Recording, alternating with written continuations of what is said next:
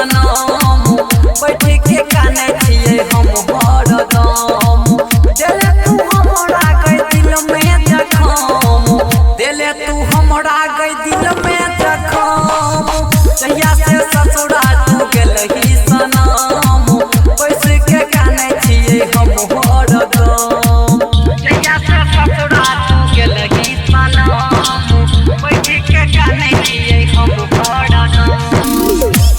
मिट्टू मलैया मिट्टू मलैया सनम बैठ के काने छिए हम हरदम।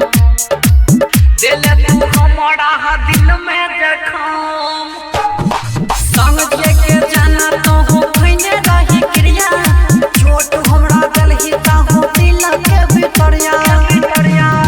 संग जे के जाना तो हो खैने रही क्रिया, छोट हमरा जाके गेले दिल के भितरिया। केकरा से कहबो के लगई तई मन हम, दिले तू हमरा गई दिल में जखम। हरदम सताबै छै तोहर काम, हरदम सताबै तोहर काम।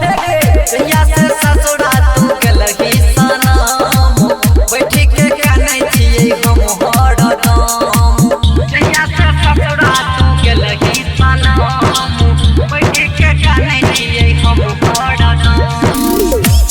मिट्टू मलैया मिट्टू मलैया सनम बैठ के काने छिए हम हरदम।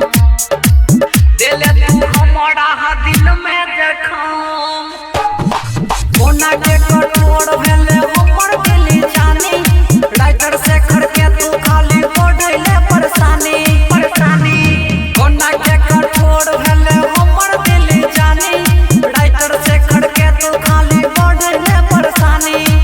रूपदेव रमन के तू दिलही के काम, सालों में जाय छै जानू तोहर जखम। आने देखई बोगे छाती फड़ के हम, आने देखई बोगे छाती फड़ के हम। जहिया से ससुरा तू गेलही सनम बैठ के काने छिए हम हरदम। मां श्यामा रिकॉर्डिंग स्टूडियो संत कबीर चौक 70।